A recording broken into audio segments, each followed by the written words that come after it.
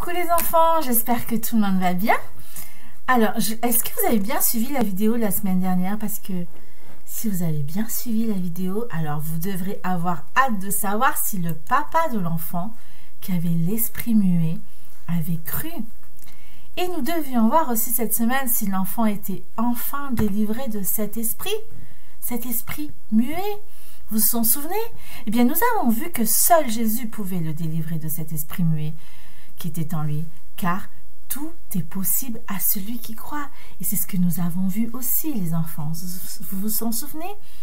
Mais croire en quoi, les enfants? Nous avons vu qu'il ne s'agissait pas de croire en nos propres pouvoirs. Tout comme les disciples, ils ont cru qu'ils seraient capables. Ils ont commencé à croire qu'ils avaient le pouvoir de chasser ce démon-là, mais sans que Jésus leur demande.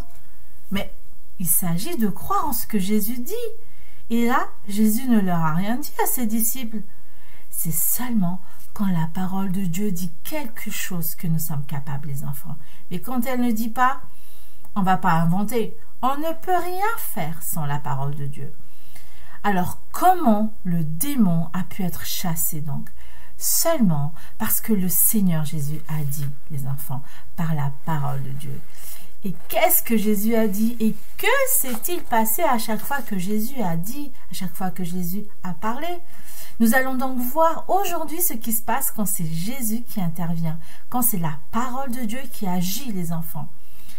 Alors, nous sommes toujours dans l'évangile selon Marc, nous sommes au chapitre 9 et nous sommes au verset 16. Si vous avez votre livre, votre Bible, je vous conseille de l'avoir avec vous et de suivre cette histoire avec votre Bible à côté. Alors, que dit Jésus? Jésus a d'abord dit « Amenez-le-moi ». Alors, quel est l'effet de cette parole chez l'enfant? On le lui amena, on a amené l'enfant vers Jésus. Et quand l'enfant vit Jésus, les enfants, la Bible dit que l'esprit l'a agité avec violence. Il est tombé, il s'est roulé par terre. En écumant, il avait la bave partout. Il se fait violence lui-même. Et pourquoi? Il y a une raison. Écoutez bien, c'est écrit dans la Bible. Jésus d'abord demande combien il y a de temps que cela arrive. En fait, cet enfant, les enfants, il vit comme ça depuis très longtemps. Il est prisonnier de cet esprit. Et c'est sa vie normale depuis son enfance. La Bible dit que ce démon le jetait dans le feu et dans l'eau pour le faire mourir. C'était sa vie. Et cette vie le détruisait, lui faisait beaucoup de mal. Ça lui faisait de plus en plus mal de vivre comme ça. Ce qu'il vivait donc, les enfants, c'était pire que ce qu'il était en train de vivre quand Jésus il intervient. Même si ça le trouble, même si ça l'énerve, même si ça le fait tomber par terre, même si ça l'agite, ça le fait rouler par terre.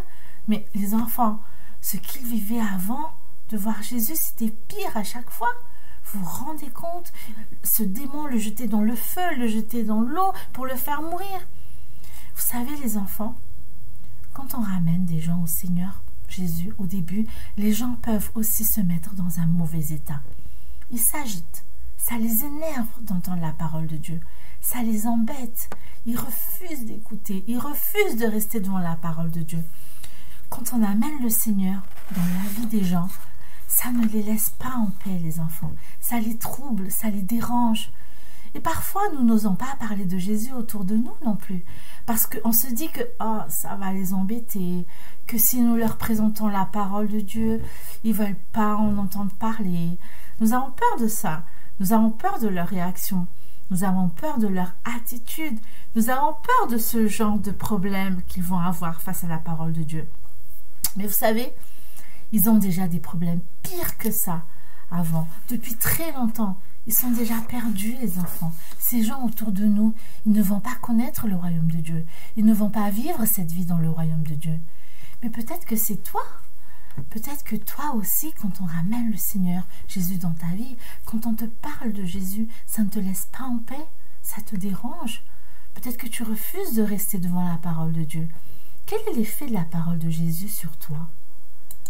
Peut-être que toi aussi, tout comme ce petit enfant, tu n'es toujours pas libéré des mauvaises choses dans ta vie. Des choses qui te font du mal, qui te font souffrir, qui ne plaisent pas à Dieu. Tu n'arrives pas à faire le bien. Tu n'arrives pas à avoir une bonne attitude. Tu veux être sage, mais tu n'y arrives pas. Tu veux obéir à tes parents, mais tu n'y arrives jamais. Peut-être que tu as besoin, toi aussi, aujourd'hui, que Jésus intervienne dans ta vie. Tu as besoin de venir à Jésus et de le laisser intervenir.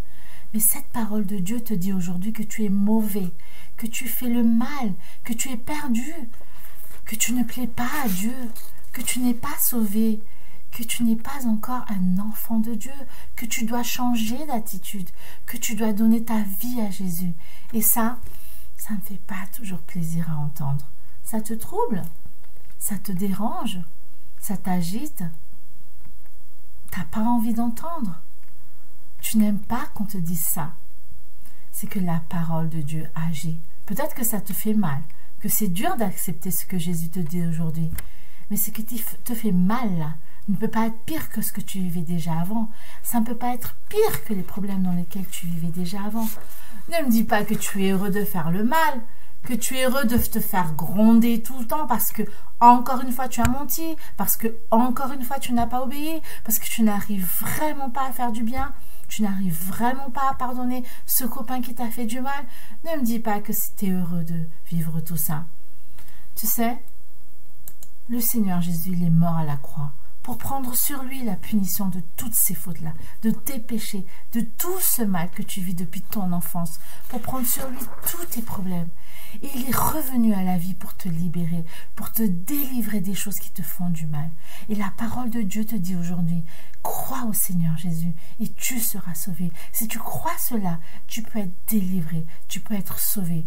Quel est l'effet de la parole de Jésus sur toi? De cette parole qui te dit crois au Seigneur Jésus et tu seras sauvé.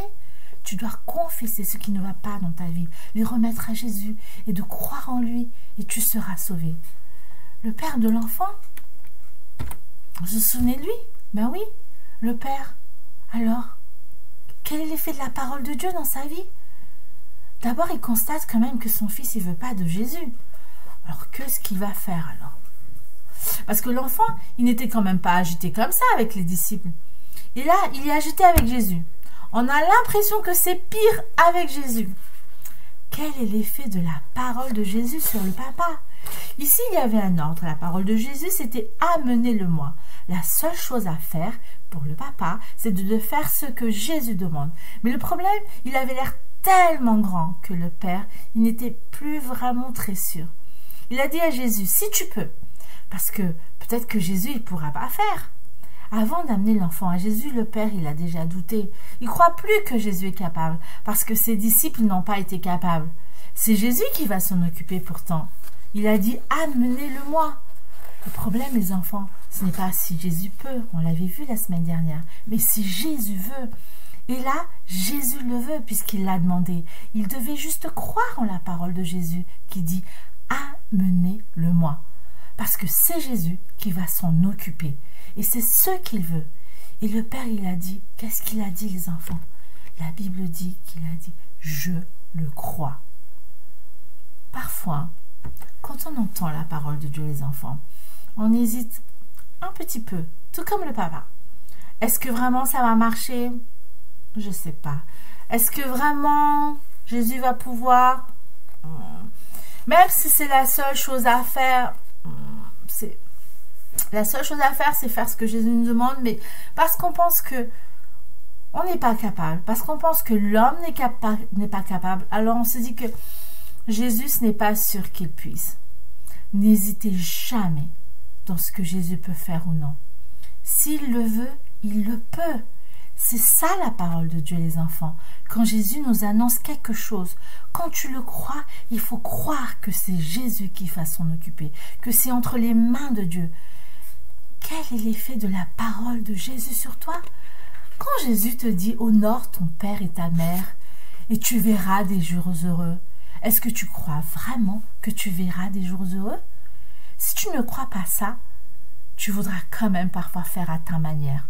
Tu diras « oh, mais je ne serai pas vraiment heureux. C'est pas parce que papa il me dit de faire ça et que je le fais que je vais être heureux. » Parce qu'on pense qu'on n'est pas capable, alors on se dit « oh, Jésus, si tu peux, c'est pas sûr qu'il puisse, Jésus. Est-ce que vraiment il va me rendre heureux? Si tu ne crois pas, ne t'étonne pas de ne pas être heureux. Si Jésus veut quelque chose, il faut dire comme le papa l'a dit. Je le crois. Est-ce que quand tu entends la parole de Dieu, tu dis « je crois » ? Quel est l'effet de la parole de Jésus sur toi? Est-ce que quand il te demande quelque chose de difficile, parfois presque impossible, est-ce que tu es prêt à dire « je crois » ? Jésus aussi a dit autre chose, les enfants, pour que l'enfant soit libéré. Et c'était quelque chose qui était impossible aussi. Mais vous allez voir, ça va se faire. Il a menacé l'esprit impur, les enfants. Il l'a ordonné de sortir de l'enfant. Jésus a dit, sors de cet enfant et n'y rentre plus. Alors, quel est l'effet de cette parole de Dieu? La foule accourt et elle va voir qu'il n'y aura plus d'esprit mauvais. Et c'est sûr, l'esprit ne reviendra plus.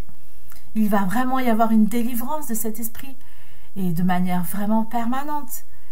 La Bible disait, les enfants, que le démon, il est sorti en poussant des cris, en agitant l'enfant avec une grande violence. Il y a vraiment un démon qui sort et l'enfant est devenu comme mort. Vous savez quoi? Est-ce qu'il était mort? Est-ce que l'enfant était vraiment mort? Parce que la foule a vraiment cru qu'il était mort. La foule a vraiment cru que Jésus n'a pas réussi. Eh bien, la Bible dit, les enfants, que Jésus, il l'a pris par la main, il l'a fait lever, et maintenant, il se tient debout. Si tu ne crois pas à la parole de Dieu, tu vas toujours penser que l'esprit risque de rester ou de revenir. Après tout, c'est déjà arrivé une fois, c'est déjà arrivé une fois dans l'enfant.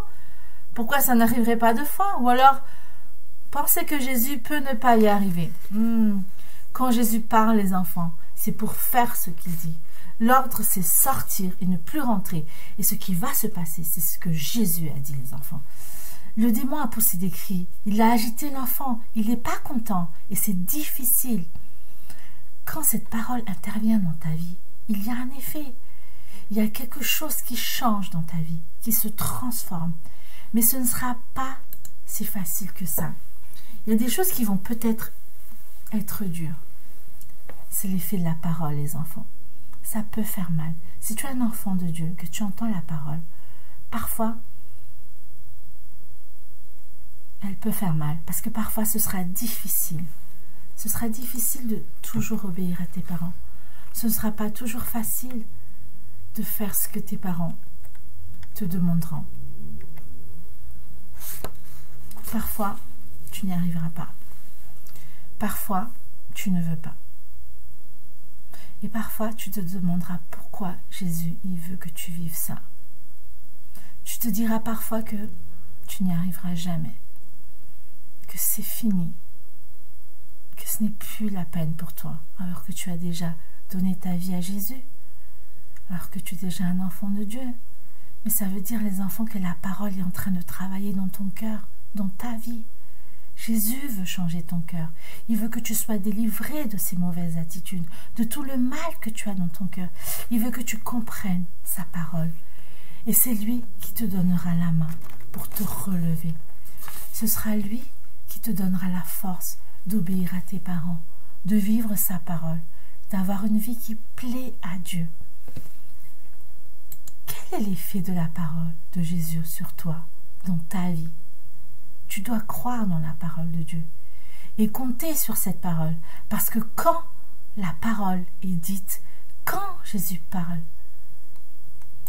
ce qu'il dit va vraiment se passer. Et notre verset aujourd'hui, les enfants,